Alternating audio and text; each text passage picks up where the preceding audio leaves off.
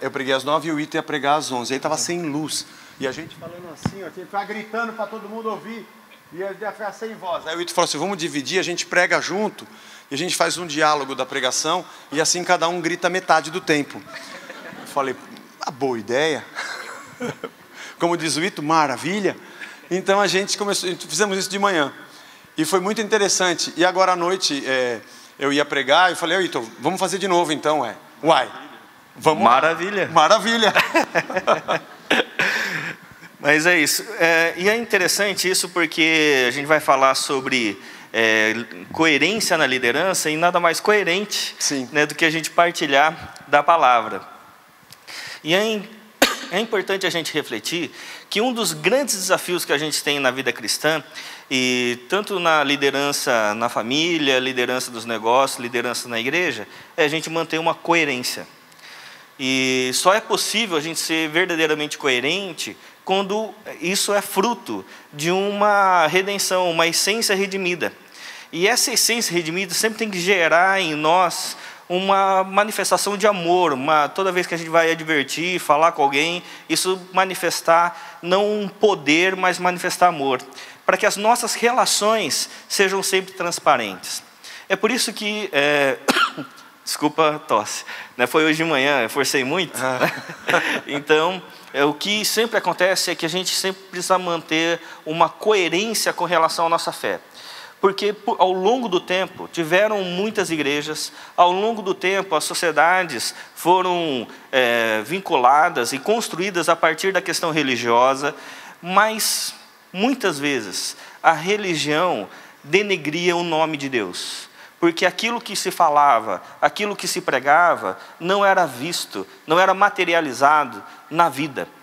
É por isso que nós, aqui em São Paulo, no bairro do Cambuci, vivendo a vida cristã, numa miscelânea religiosa, o que vai fazer a diferença e vai fazer com que nós nos tornemos sal da terra e luz nesse mundo, não é mais uma fala, não é mais uma teoria, não é mais uma retórica, mas é uma materialização dessa verdade na vida, para que isso seja de fato coerente.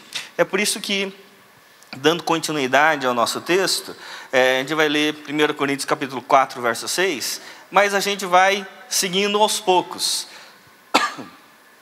Eu vou ler primeiramente somente o verso 6, porque o Evangelho produz em nós uma coerência prática.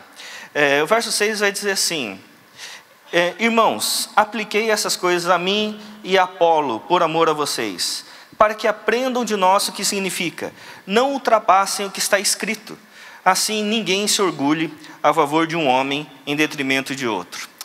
É interessante essa questão, porque o Paulo e o Apolo, eles estavam numa igreja muito problemática, dividida, onde uns estavam querendo se sobressair com relação aos outros, e ele vai dizer assim: olha, irmãos, eu apliquei essas coisas a mim e a Apolo.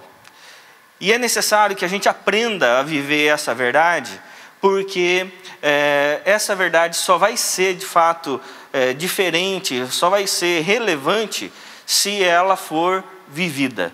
E ela começa, o exemplo primário deve partir da liderança. O Evangelho que faz com que a gente mude o nosso coração, fazendo com que nós nos tornemos humildes, deve ser primeiramente visto nos líderes. Porque normalmente nós estamos imbuídos num paradigma humano de viver somente com relação ao poder. A gente tem o poder com relação ao saber, o poder com relação ao ter, poder com relação à questão política e poder com relação, muitas vezes no âmbito religioso, com relação aos dons. E muitas pessoas, quando exercem poder com relação a essas coisas, elas querem se sobressair com relação às outras. Elas querem mandar nas outras, elas querem governar as pessoas. E Paulo, ele vai dizer assim: olha, eu apliquei a verdade do Evangelho a mim e a Apolo. E nós nos tornamos servos. Nós não quisemos nos sobressair com relação aos outros, mas nós estamos prontos a aplicar e nos tornar servos uns dos outros. Ainda que alguém dissesse, eu sou do Paulo e eu sou lá do Apolo, ainda que alguém dissesse isso não não tentava ou não conseguia demover Paulo e Apolo de que eles eram apenas servos. A gente tem as nossas carências, e dos dois lados, ou porque a gente é carente e quer encostar alguém, ou porque a gente é ganancioso e tem sede de poder e quer que as pessoas se encostem em nós. Essa mistura dá uma bomba atômica explosiva. Isso acontece muito no nosso âmbito religioso da vida. Nós sempre queremos ter um ídolo, nós sempre queremos ter um Messias, e as pessoas diziam, eu sou do Paulo. Não, eu sou de Apolo. Eles ficavam brigando para saber quem era melhor, quem era pior, e Paulo disse, mas Paulo plantou, Apolo regou, o crescimento vem de Deus, tudo é vosso, e vós dele, e Cristo de Deus. Essa tentativa louca que a gente tem, acho que desde a queda, desde o Éden, quando o homem se desliga de Deus, ou ele quer ser Deus, ou ele quer encontrar um outro homem que seja Deus para ele. E é isso que destrói as relações. Para nós, como igreja, esse exemplo de Paulo, ele é muito legal quando ele diz assim, eu falei de Paulo e de Apolo, dando um exemplo, né? Tipo, eu estou falando de vocês. Ele fala bem isso no verso 6, estou falando de vocês. Eu usei figuradamente a mim e a Apolo para que vocês aprendessem como exemplo de como é a nossa vida. Meu professor de grego sempre dizia que aos pés da cruz o terreno é plano. Está todo mundo igual. Não tem assim um montinho que um outro sobe e fica mais alto do que os outros. Aos pés da cruz, todos nós somos devedores. Devedores a Cristo primeiramente e servos uns dos outros. Isso começa desde a nossa casa, isso é um modelo para a nossa família, isso é um modelo para o nosso lar, isso é um modelo para a nossa vida comunitária, isso é um modelo para a nossa cidade, isso é um modelo para o nosso país, de pessoas que olham para Cristo e olham para a cruz e entendem que ali está o seu jeito de viver a partir dela. Aliás, está no nosso logotipo, a gente vive a partir disso, o modelo da nossa entrega se assemelha à entrega de Cristo. E essa coerência prática, essa coerência visível, onde a gente abre mão de todo o sistema de poder para manifestar toda a prática do amor, só é possível quando a gente tem uma essência redimida. E é interessante o Paulo, porque no verso 7 ao verso 13, ele vai falar que essa coerência prática é fruto de uma essência redimida. E ele vai começar fazendo algumas perguntas. Ele vai dizer assim, verso 7, pois quem torna você diferente de qualquer outra pessoa? O que você tem que não tenha recebido? E se o recebeu, por que se orgulha, como se ainda não fosse? Vocês já têm tudo o que querem, já se tornaram ricos, chegaram a ser reis e sem nós. Como eu gostaria que vocês realmente fossem reis, para que nós reinássemos com vocês. Porque me parece que Deus nos colocou a nós, os apóstolos, em último lugar como condenados à morte. Temos nos tornado um espetáculo para o mundo, tanto diante de anjos como de homens. Nós somos loucos por causa de Cristo, mas vocês, sensatos em Cristo.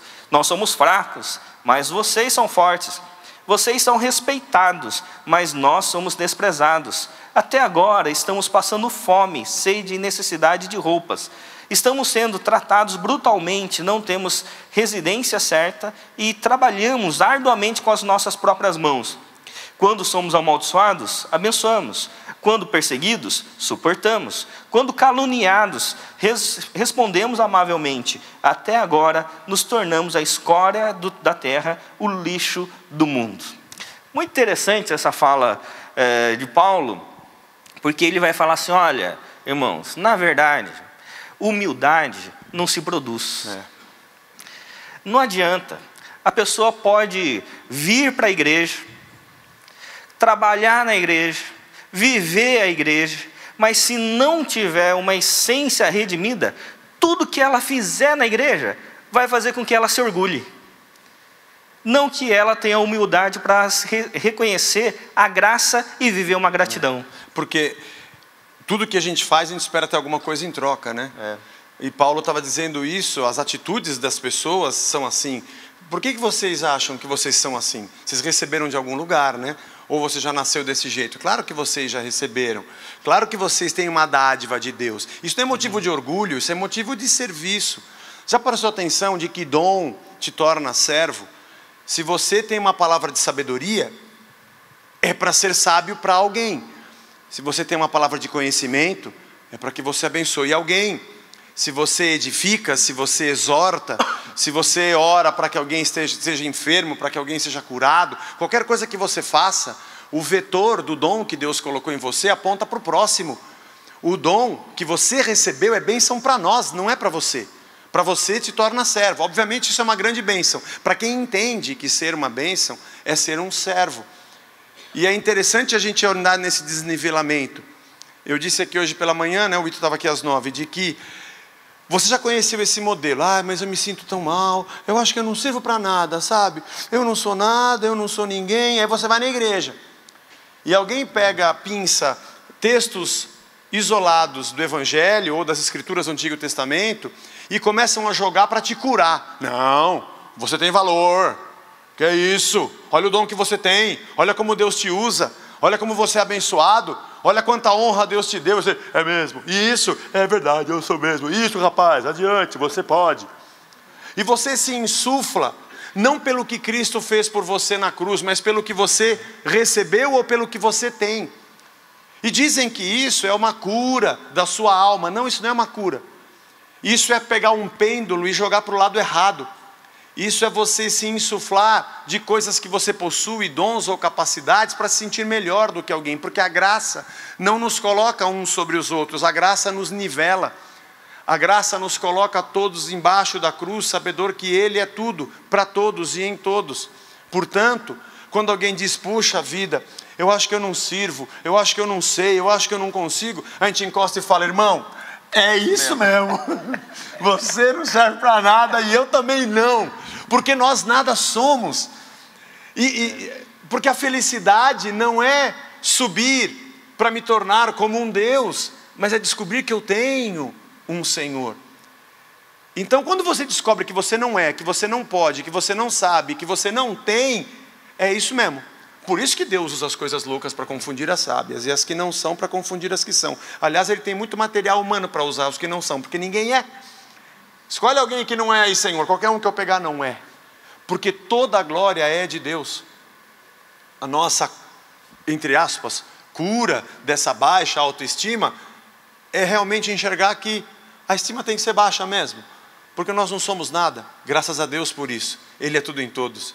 Senhor, bom pastor, o rochedo da nossa salvação, Ele é a porta das ovelhas, Ele é a água viva que mata da nossa sede, Ele é o pão vivo que desceu dos céus, é a luz que vindo ao mundo ilumina todo homem, tudo é Cristo, e a gente é feliz nele, não porque eu sou, ou porque eu tenho, mas porque Ele está entre nós, Ele está em nós, isso é maravilhoso. É por isso que não há nada mais antagônico ao Evangelho do que alguém trabalhar na igreja e ficar orgulhoso disso. Exatamente. Né? E é interessante, isso me lembrou uma conversa, certa vez, estava conversando com um presbítero da igreja, um diretor de uma grande multinacional, e a gente estava conversando sobre o Evangelho, e ele falando assim, Fábio, acho que você não sabe, mas minha agenda é muito corrida. Fábio, acho que você não sabe, mas cada decisão que eu tomo, às vezes, tem um impacto de milhões de reais. E ele foi falando, Fábio, acho que você não sabe. E ele se justificando, né, pelas faltas dele, eu falei assim, esse cara está me tirando. Esse cara está me tirando. Falou assim, eu acho que eu entendi. Então, deixa eu ver se eu entendi direito. Falou assim, é mais ou menos assim, tinha um fazendeiro que tinha 2 funcionários. Um funcionário excelente e um funcionário muito bom. E ele tinha um filho e um carro. Se você fosse esse fazendeiro, você colocaria que funcionário para cuidar do filho? O excelente. E do carro? O muito bom. Falei, então é isso. Então Deus me vocacionou para cuidar de filhos e vocacionou você para cuidar de carros. E aí ele faz muito, mas... então, daí ele falou assim, Fábio, você ficou chateado? Eu falei assim, eu fiquei. Fiquei porque você ainda não entendeu o Evangelho, você não entendeu a sua vocação. Porque toda vez quando a gente começa a nos vangloriar da graça que Deus nos deu, e tudo que nós temos, tudo que nós somos, tudo que nós fazemos é pela graça, quando a gente começa a se orgulhar disso e nos justificar o fato de nós não podermos nos empenhar no reino de Deus, a gente está transformando a graça numa desgraça. Porque a gente não consegue gerar gratidão e a gente só consegue gerar opressão. Sim. E é interessante a gente pensar dessa forma, porque às vezes a gente acha que porque a gente faz algo, a gente merece mais condições. Um dos lugares na academia piores para você estar é na sala dos mestres, porque é onde eles se gabam daquilo que conhecem e puderam estudar a palavra de Deus. Na sala dos professores, talvez, é onde estão os mais orgulhosos e não os mais humildes. E eu estou falando da academia cristã, né, nas faculdades teológicas, onde os professores disputam, né, os títulos. Tirando o servo de Cristo e a Flã. Tirando o servo de Cristo e a Flã, o restante normalmente é assim, né? Então, porque a gente não consegue conceber que tudo aquilo que Deus nos concede, o privilégio de poder estudar, o privilégio de poder servir, o privilégio de poder nos relacionar, isso é graça. E a graça nos leva à gratidão. Se não nos leva à gratidão, nos leva ao orgulho, a gente está transformando o que é graça em desgraça. E você falou, o termo que você usou é ter uma essência redimida. O que eu carrego dentro de mim já não é mais o que eu era. A minha essência foi transformada por Cristo, foi redimida por Ele. Porque o que eu faço hoje não é porque eu tenho um orgulho de ser ou de ter e porque eu vou ter alguma recompensa. Ministerialmente, o nosso currículo é branco, não tem nada. Fala aí o que você já fez no Senhor, o que você já fez na igreja, qual o seu ministério, qual o seu dom. É branco, não sou eu que faço. Eu não tenho como reproduzir o que não sou eu que produzo. Quem produz é o Espírito de Deus, nós somos só instrumentos. Já parou para pensar nisso? A gente canta e levanta a mão, é muito lindo, mas você não levanta a mão para que o Espírito baixe, porque Ele habita em você. Você levanta a mão porque Ele te redimiu e Ele te empurra, porque você só consegue agir a partir dEle. Você não entrega uma oferta porque você quer ter algo em troca, mas porque Ele já te abençoou e você se sente grato, então você reparte. Começou antes. Não, você não vem à igreja para você receber uma bênção. É porque você foi salvo e transformado no corpo. E por isso o que você faz é uma reação de quem teve uma essência redimida. Eu usei aqui de manhã um exemplo que eu gosto muito, do Paulo Júnior, que vai estar conosco aqui no encontro. E ele falou, qual que é a diferença entre um ventilador e um moinho? Os dois têm as suas pás, as suas aletas, os dois giram. Os dois fazem o mesmo movimento. A diferença é que um tem um princípio motriz e o outro tem um princípio motor. O moinho, ele gira quando o vento sopra. Na verdade, é o vento que faz o moinho girar. É o vento que sopra. Se sopra muito, ele gira rápido. Se sopra pouco, ele gira fraco. Se não sopra, ele também não gira. E o interessante é que às vezes ele até se movimenta, de acordo com o movimento do vento. E muitos deles são feitos para produzir energia. Quando o vento sopra e ele gira e movimenta os seus dínamos, ele gera energia. O ventilador parece igual quando você olha, porque ele também gira. Só que o ventilador consome energia, não produz energia. Ele gira dependendo do consumo de energia que ele tem. Ele não depende do vento que sopra.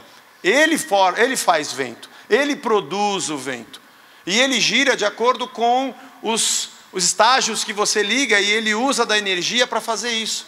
Qual a diferença dos dois, pensando agora na nossa vida como igreja? Por que você gira? Por que você levanta a mão? Por que você canta? Por que você oferta? Por que você faz missão? Por que você serve? É porque você está consumindo energia? É porque você está produzindo vento? E ao invés de vento, coloque aqui o Espírito Santo, coloque aqui a espiritualidade. É Ele que sopra e nos movimenta. Não somos nós que nos movimentamos para que Ele sopre. É ao contrário. Não é porque você levanta a mão que o Espírito vem. É porque Ele veio que você faz isso.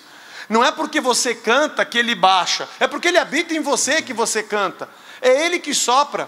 Não, se a gente fizer tal coisa, vamos cantar aquela música que Deus aparece. Vamos fazer tal coisa que Deus... E eu sei, tem um cantor que se você chamar ele, o Espírito enche esse lugar. Porque quando ele mexe, e aí você vê gente gastando energia.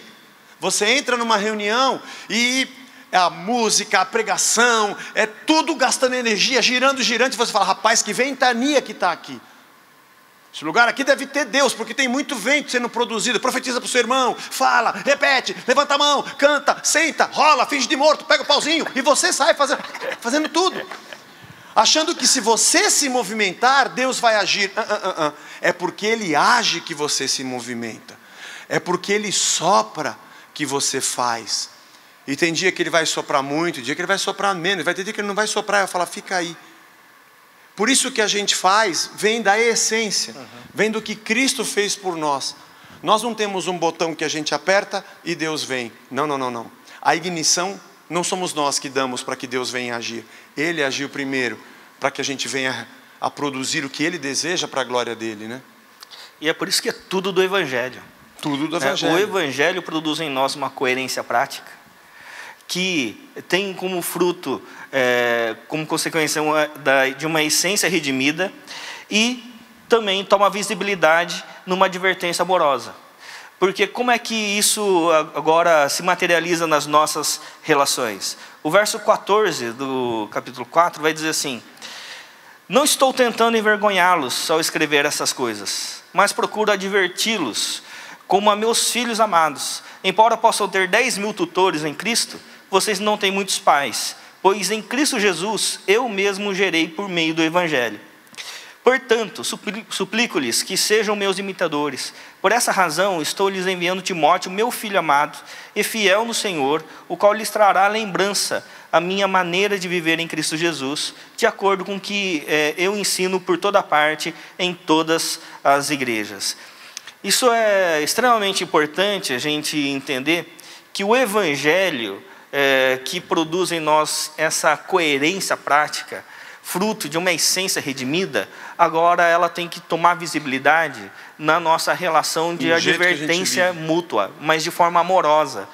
É por isso que o Evangelho não cria uma comunidade de dissimulados, mas de pessoas que falam na face, falam face a face.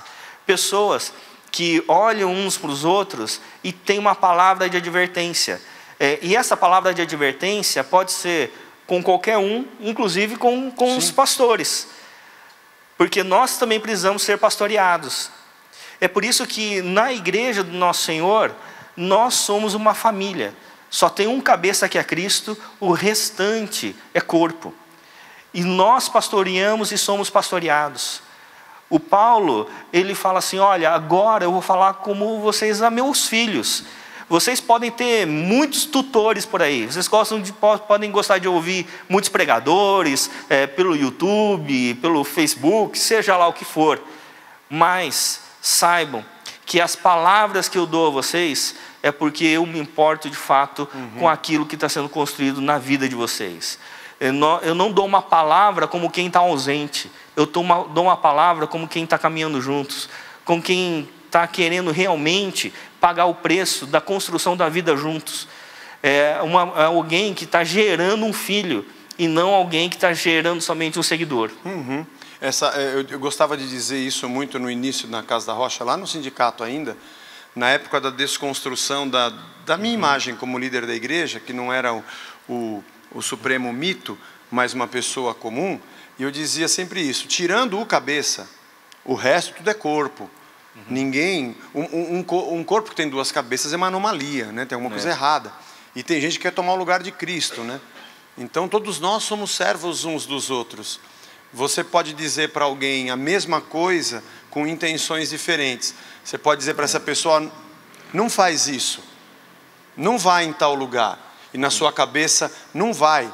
Tomara que ele não vá, porque se ele for, ele vai dar certo e eu não quero, sabe? Tomara que ele se estrepe. Não vai ser bom para você. Ou eu posso dizer, meu filho, não vai. Isso não vai ser bom para você. Eu estou dizendo isso porque eu te amo, porque eu estou preocupado com você. Palavras são palavras. Né? E a gente diz as mesmas coisas, mas a boca fala do que está cheio o coração, e a gente consegue, às vezes, deturpar as coisas com bastante teatro, e falamos o que não deveríamos, ou temos a intenção da maneira errada. Produzimos de dentro de nós, pelo nosso pecado, uma admoestação, como Paulo diz, e Paulo foi duro com os coríntios, hein? O texto anterior, o trecho anterior que nós lemos, ele foi muito irônico, né? Vocês são ricos, nós é que somos pobres. Vocês sabem tudo, nós apóstolos não sabemos nada. Vocês reinam, nem precisa da gente. Né? Tipo assim, vocês não estão entendendo. Vocês podem ter muitos mestres, mas a gente sofre por vocês. Acho que ninguém quer ter o sofrimento, Ito. Porque você admoestar alguém em amor, você só faz isso porque você tem compromisso com essa pessoa. Porque se você não ama, você pode falar e esbravejar e ela que se dane. Faça o que você quiser com o que eu estou falando. Eu quero mais que você se estrepe. E eu vou dormir tranquilo, porque eu não estou preocupado com o que aquilo vai produzir, porque aqui não tem nada. Agora, quando eu te amo, eu falo com você, eu te dou uma bronca ou te encorajo em alguma coisa, e depois eu vou para casa e falo, meu Deus, como será que ele recebeu o que eu disse? Porque a minha intenção era de poder te ajudar, e eu vou te ligar e falar, você está bem, você está legal? Será que eu fui muito grosseiro? Puxa vida, eu falei aquilo... Não, eu entendo. E essa relação, ela parte do amor, né? E parte em casa, começa dentro da nossa casa, né? Exatamente. A gente vê pais que não são pais, e os filhos não conseguem ser filhos. Tem um mestre, tem um líder, tem alguém que fala e diz, tem que ser assim, tem que ser assim, porque eu sou assim. Não deveria ser. Sai desse pedestal divino e se coloca como gente. Entra no sapato do teu filho, entra no sapato da tua esposa. Sabe, sente o que ele está sentindo, sofre junto com ele, chora junto com ele. Para com essa pressa de querer que ele seja correto e certo amanhã. Você não foi assim. E Paulo dá esse tipo de demonstração. E é importante a gente entender que a gente é um povo, uma família que ora uns pelos outros, a gente intercede por uns outros. E intercessão é intersecção. A gente ora uns pelos outros, mas a gente não ora uns pelos outros como quem está longe. Sim. A gente ora como quem realmente entende, como entra nos pés, no sapato do outro. A gente faz uma intersecção. É por isso que quando alguém pede uma oração aqui, né, ou liga, ou manda um WhatsApp, né, agora, a gente, de fato, a gente vai atrás, se preocupa, porque realmente, se isso não acontecer, a gente só ora como quem está distante. Né, ou só faz aquela mãozinha assim no WhatsApp, né? Pra tirar da frente, né? Coitado. Eu estou orando, tem oração. Agora tem oração, ele é digital, né? Então, mas intercessão é intersecção. É por isso que o Evangelho, que agora produz em nós uma essência redimida, agora nós nos importamos com o outro. A gente não tem problema de advertir o outro, mesmo que o outro receba mal e passe a não conversar mais com a gente, mas a nossa preocupação não é o que a pessoa vai achar de nós, mas o que o Evangelho vai produzir no coração da pessoa. Então, a gente sempre trabalha agora numa nova perspectiva. Nós vivemos uma nova humanidade. A gente não é mais a primeira pessoa do singular. A gente não é agora mais um eu no meio de um monte de gente.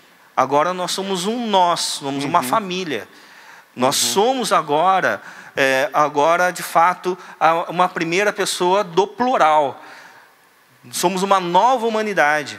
É por isso que quando alguém está chorando no nosso meio, está sofrendo, isso é importante para cada um de nós também nos mobilizarmos a cuidar uns dos outros. Quando o Zé estava falando aqui do acampamento dos adolescentes, são 26 inscrições que a igreja empenhou para poder acolher jovens, adolescentes, porque isso é importante para nós. Isso realmente é importante. Isso não é necessário.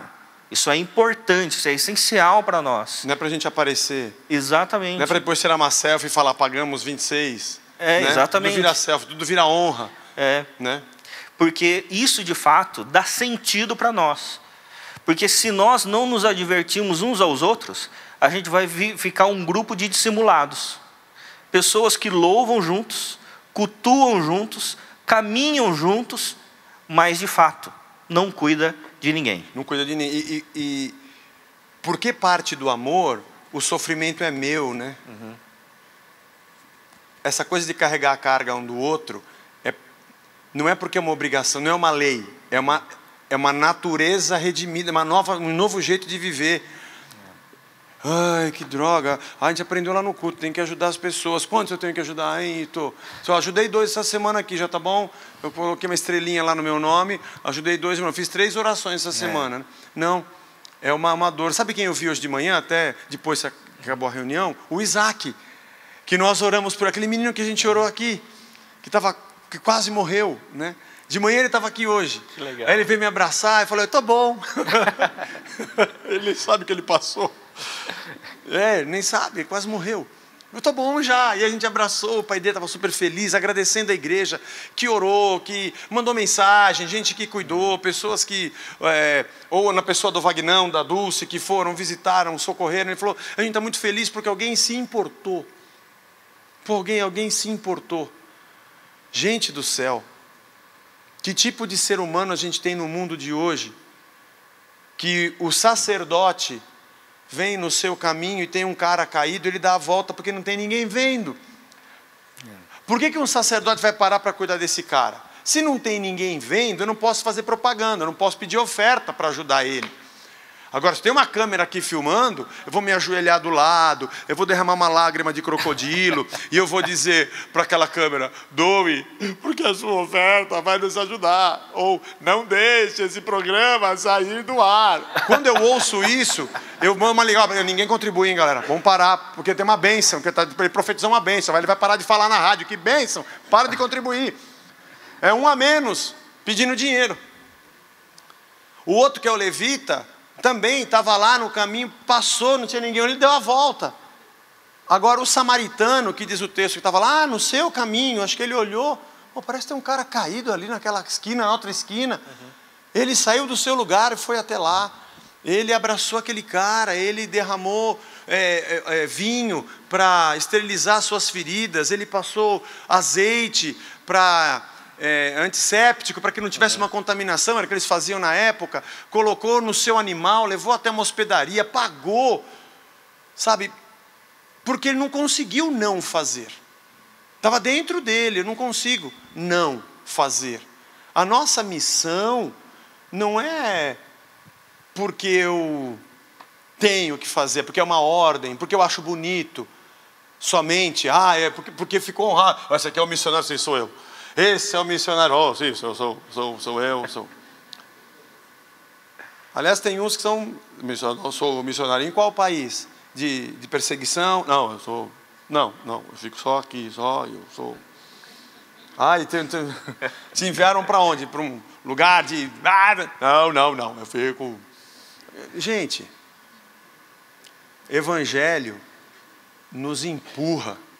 A gente não consegue ficar indiferente. E quando é alguém que a gente ama, então, e como a gente ama todo mundo, a gente sente a dor uns dos outros, a gente sofre junto. A gente leva sobre nós o peso, a gente completa no nosso corpo o que resta das aflições de Cristo. Paulo diz assim, Colossenses, né? E é por isso que nessa questão da advertência amorosa, ela é importante, porque às vezes a gente confunde que amar é só elogiar. Bajulação. Só bajulação. E a gente acha que falar algo ou exortar não é amar. E a gente vive hoje uma crise nas famílias por causa disso. Os filhos hoje não aprenderam a ouvir não. Não aprenderam a serem exortados. Não aprenderam a negativa. As famílias hoje sofrem, e o Luiz Felipe Pondé, ele fala assim que nós estamos criando uma geração de ressentidos, porque pessoas que só têm o que querem, na hora que querem, quando querem, e não aprenderam a ouvir não. Os pais não ensinam pela advertência, eles promovem só aquilo que é necessário, dão tudo que o filho quer.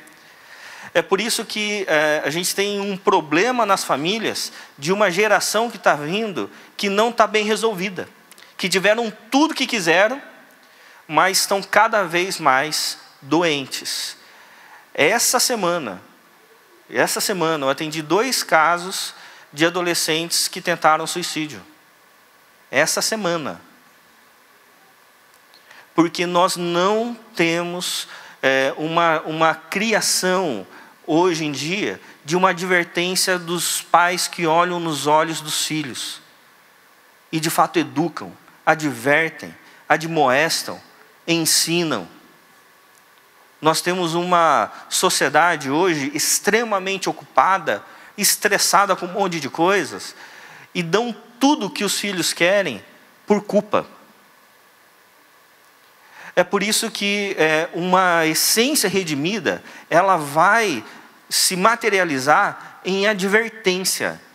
Porque o amor adverte, o amor ensina, não bajula. E mesmo que o filho diga para o pai uma verdade, o pai não se ofende, né? Uhum. É legal quando você tem um filho que mas você, pai, não sei o que, não sei o que. Não, cala sua boca que não é verdade. É verdade. Você devia falar, filho, você está certo. Você está certo. Mas há um diálogo, né? Há um diálogo, é verdade, eu também erro. Uhum. Mas o que você está fazendo não está certo. Está vendo?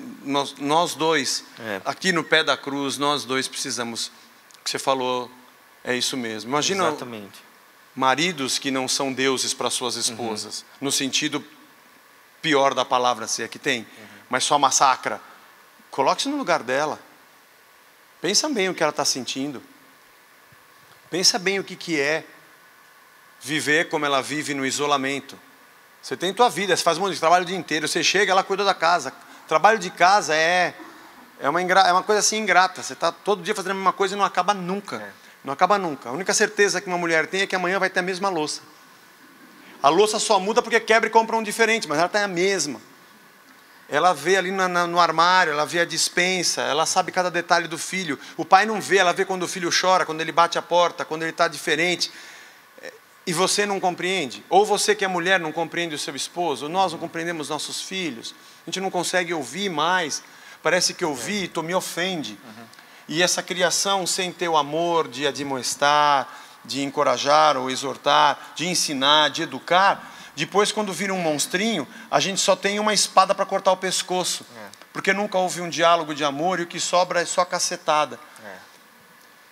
Acho que essa maneira aí toda, a gente viver a espiritualidade falsa, como havia em Corinto, de querer um ficar sobre o outro, de querer ter autoridade, essa hipocrisia, essa tentativa da gente ser Deus, ela destrói as relações. E vou dizer, todo mundo que está aqui, você já teve um líder assim ou já conviveu com irmãos assim?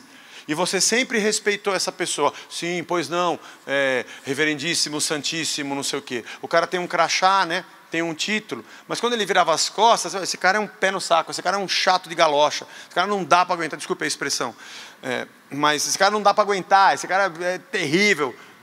Amém, amém. Sabe o quanto você tinha de verdadeiro respeito, amor e ligação relacional verdadeira de amor? Zero. Era uma instituição de cima para baixo. As pessoas que você mais respeita, que você mais ama, que você para ouvir e acata, são aquelas simples como você, que te amam de verdade, que se preocupam com quem você é. Puxa, se a gente for assim como pai, como mãe, como filho. É isso aí. E essa essência redimida que gera uma advertência amorosa, ela vai também se frutificar numa transparência relacional. E os últimos versos vai dizer assim: alguns de vocês se tornaram arrogantes, como se eu não fosse mais visitá-los, mas irei muito em breve, se o Senhor permitir. Então saberei não apenas o que estão falando esses arrogantes, mas que poder eles têm, pois o reino de Deus não consiste de palavras, mas de poder. E que é que vocês querem? Devo ir a vocês com vara ou com amor e espírito de mansidão? Então, muito interessante essa questão, porque essa semana eu estava conversando com o irmão, e o irmão estava falando assim, e a gente estava falando sobre generosidade, sobre ajudar o irmão. E ele falou assim: mas Fábio, como é que eu vou ajudar o irmão quando o irmão fica folgado? E ele usou o exemplo assim: eu dou carona para o irmão, e aí de repente o irmão começa a ligar para mim e falou: você vai passar aqui? E aí ele falou assim: não, hoje eu estou meio ocupado. Não, mas passa aqui que eu preciso para a igreja. Daí ele falou assim: olha, sabe o que você faz? Você continua ajudando o irmão.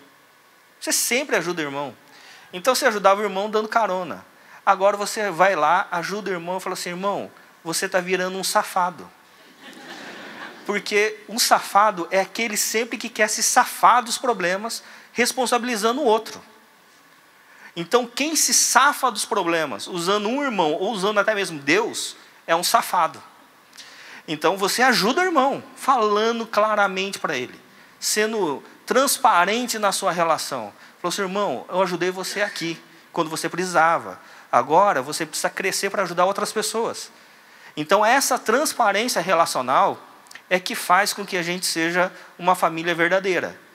E não um grupo somente de máscaras, escondendo de fato quem a gente é e o que a gente pensa com relação ao outro. Sim. Você colocou o exemplo, né, do líder que chega na frente é reverência, por trás é cacetada. Então, a gente precisa sempre crescer nesse sentido, para que, inclusive, dentro de casa, na família, a gente tenha esse diálogo aberto com os nossos filhos. Para que a gente tenha clareza nas nossas relações com a nossa esposa. Para que a gente possa dizer na frente deles o que nós pensamos, como nós nos posicionamos e abrir o diálogo para que eles também digam a nós. Eu não sei, Ito, como é que passa na cabeça de cada pessoa, mas quando a gente pensa na autoridade de Jesus Cristo como Senhor da nossa vida, que dificuldade a gente tem de acatar uma palavra de Cristo? Nenhuma. Ele morreu por mim. Que desconfiança eu tenho da atitude ou do ensino que Ele está me dando? O que você está querendo dizer com isso? Jesus, onde você quer chegar? Eu não tenho essa desconfiança, Ele morreu por mim. A imagem que eu tenho de Cristo é de alguém que me ama profundamente a ponto de perder a sua vida. Nada que viesse dele iria ser recebido no meu coração como uma agressão, porque ali estava o próprio sacrifício pela minha vida. Aí eu fico pensando como é que a gente constrói nossas relações. O verdadeiro amor entre nós é porque a imagem de Cristo está revelada na nossa atitude. A imagem de Cristo está revelada no irmão que está ao meu lado, no líder que está na igreja. Mas para que isso aconteça, essa relação também tem que ser sacrificial. Ela também tem que ser de entrega, ela também tem que ser de amor. Ela também tem que ser de humildade, de simplicidade. Acho que a grande segurança que a gente tem, não é porque alguém tem o poder, ou porque tem um crachá, ou porque alguma coisa, mas porque ali tem alguém que me ama, essa pessoa morre por mim, se for preciso. A gente se sente seguro no ambiente do amor, né? Uma vez eu conversando com coisas de separação, eu percebi que a grande tristeza dos filhos, estavam com muita insegurança, não era porque eles não teriam uma casa, porque agora teriam duas, o pai tinha condições. Aliás, eles teriam 2 quartos, um em cada casa, teriam uma mesada, não ia faltar, iam continuar na mesma escola, iam continuar usando as mesmas roupas. Mais presentes. Com certeza iam ter mais presentes, que cada pai quer comprar de um lado. A insegurança é porque o ambiente de amor, que era o meu abrigo, se desfez. Quem me protege agora? Se quem me ama, se os que dizem que me amam não se amam, qual é a minha segurança a partir de hoje? Olha a leitura, tão simples. É o teu amor que dá segurança, porque é o amor que lança fora todo o medo, não é o poder. Assim nos ensina as Escrituras. O amor faz eu me sentir em paz sem medo, porque o amor garante que ali eu estou seguro. Poder vai requerer de mim alguma coisa, vai querer arrancar de mim alguma coisa, vai me dar com uma mão e vai tirar com a outra. A gente não consegue construir relações verdadeiras na base do poder. E para mim, um dos ambientes que Deus colocou para que seja esse ambiente de amor é a mesa. Na família, a mesa é extremamente importante, porque é o lugar onde a gente olha nos olhos, onde a gente prepara uma refeição, não pensando só no que eu gosto, mas no que os meus filhos gostam, no tempero que minha esposa gosta, onde a gente senta e olha nos olhos e conversa abertamente. É por isso que eu creio que o Senhor Jesus estabeleceu o ponto de pacificação na igreja, a mesa, a Santa Ceia, para que a gente discirna no corpo e, de fato, a gente possa olhar nos olhos um do outro e dizer assim, olha, nós estamos novamente nos comprometendo com o corpo. Nós estamos novamente nos comprometendo a ter uma coerência prática, fruto de uma essência redimida. para que tome visibilidade em advertência amorosa, para que a gente viva sempre uma transparência relacional. E à medida que a gente vive essa mesa, então a gente olha sempre nos olhos um do outro e começa a amar, a viver esse evangelho. Às vezes, a gente conversa com famílias que os pais há um bom tempo não olham mais nos olhos dos seus filhos. Olhar profundamente nos olhos e perguntar como é que eles estão e dizer como realmente eles são importantes, como eles amam. Porque muitas vezes a mesa não é mais o lugar da paz. É só o lugar da satisfação do estômago. Cada um come olhando para o seu próprio celular. Fechado no seu mundo, só estão juntos, mas não estão unidos. É por isso que a mesa ela é importante para que essas relações elas sejam transparentes. Para que a gente viva em família, de fato, como um corpo. Para que a gente viva na igreja, a partir da mesa, como um corpo de fato. É o lugar onde a gente tem o pão, que é de todos, onde a gente reparte a nossa vida. Nós fazemos a nossa ceia em grupos, né? E eu já ouvi gente que não gosta. E prefere pegar o seu pão e o seu cálice individualmente, bebe, come, amém. E vai. Como se aquele momento eu recebesse um pãozinho bento e um cálicezinho com o suco de uva santo. E é quando eu bebo e quando eu como que eu sou, não sei, tomado por um poder extrasensorial. Agora recebi. Né? Posso levar mais um? Quero porção dobrada desse, entendeu? E não entende que, na verdade, aquele é o momento da comunhão, onde a gente compreende o que Cristo fez por nós e o que nós devemos fazer com o próximo. Porque se eu estou diante da mesa do Cordeiro, que foi partido para nos tornar um corpo, onde Ele é o cabeça, quando eu nego a relação com essa parte do corpo, eu estou negando o que Ele fez por mim, porque foi isso que Ele fez por mim. Você vai me dizer assim, pô Zé, Ito, mas na sociedade que a gente vive hoje, é tanta gente se aproveitando, a gente vai, quer ser amigo, abre o coração, a gente não sabe quem é a outra pessoa, né? Você acha que eu devo fazer isso? Não, não deve, porque Jesus não fez, né? Porque sabe, e se a pessoa quiser se aproveitar disso, tipo Judas? Ele escolheu Judas para ser discípulo dele. E se a gente fizer isso e alguém negar a gente, tipo Pedro? Jesus amou Pedro e Pedro o negou também. E se a gente fizer isso e a pessoa não acreditar na gente, tipo Barnabé, pode ver alguma coisa boa de Jerusalém? E tinha também. E se a gente agir com amor e a pessoa for violenta, tipo Tiago e João, que eram os filhos do trovão, vai ter sim. Porque o pai de verdade é aquele que está pronto para sofrer. Porque ter filho é sofrer. E é a alegria do sofrimento mais belo que existe na nossa existência. Eu não estou pronto para sofrer pelo meu irmão. Talvez ele me agrida, ele não me entenda, mas foi isso que Cristo fez por mim. É isso que o Jesus nos ensinou, né? E é isso. Então, finalizando essa conversa nossa, quero convidar você a se colocar em pé. Amém. Antes do Zé orar. Irmãos, sabe que a nossa vida sempre é uma construção. E o que a gente constrói ao longo da vida não é nada fora de nós, é sempre dentro de nós. Quando você estiver nos seus últimos dias e você estiver num leito, talvez, você não vai querer perto de você, nos seus últimos momentos da vida, a sua casa, os cristais que você decorou a sua casa. Você não vai querer o seu carro. Você vai querer gente.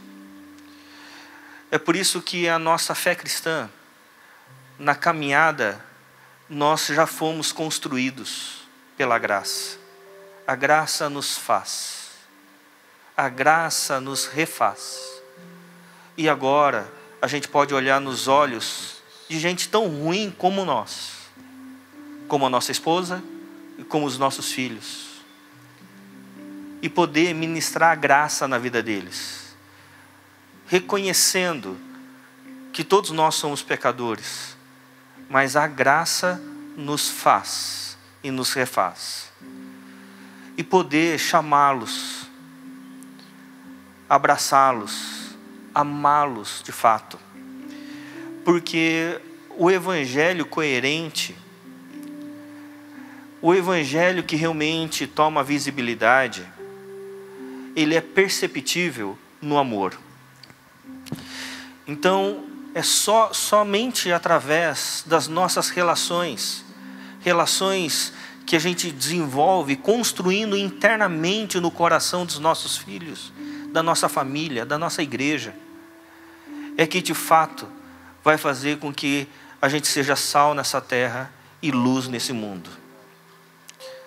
Porque senão a gente só vai ser mais uma religião, mais uma teoria e uma retórica. E o mundo está cheio disso.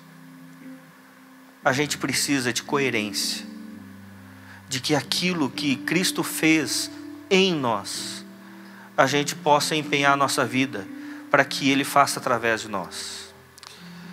E isso nos faz, irmãos, indesculpáveis. É por isso que tudo que Deus dá a você é um privilégio. A sua família, por mais problemática que seja, é um privilégio.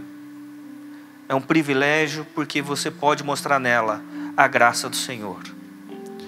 Mesmo que um filho, talvez, resolva abandonar a casa.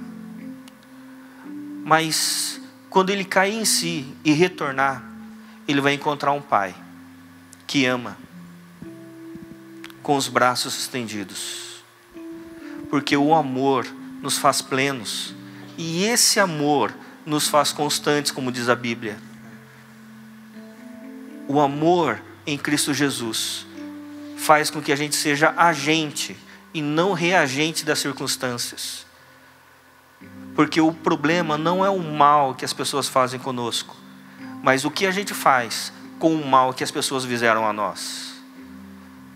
Quando a gente entende que tudo é pela graça, então, mesmo que as pessoas nos façam mal, mesmo que as pessoas não nos reconheçam, mesmo que as pessoas nos traiam, mesmo que as pessoas nos abandonem, a gente não trai, não abandona, a gente não muda, porque as pessoas mudaram.